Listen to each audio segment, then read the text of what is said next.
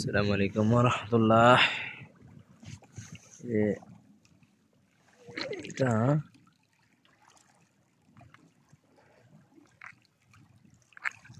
পানির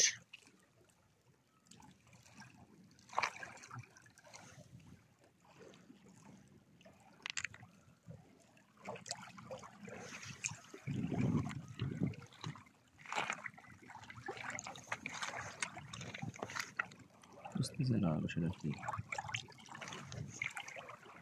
স্বচ্ছ পানি, এই যে সীমান্তটা দেখা যাচ্ছে, এখান থেকে মিশরের জাহাজ যোগে ওই যে দেখা যাচ্ছে দূরে, দেখেন পাহাড়। এখানে বলা হয় এটাতে তুর পাহাড়, কতটুকু অথেন্টিক সত্য তা আমি জানি না। এই জায়গাটা সৌদি সীমান্ত, আর এই যে সামনে দেখা যায় জর্ডান, মানে এই জায়গাটা তিন সীমান্তের সংযোগস্থল, সৌদি আরব, জর্ডান আর মিশর।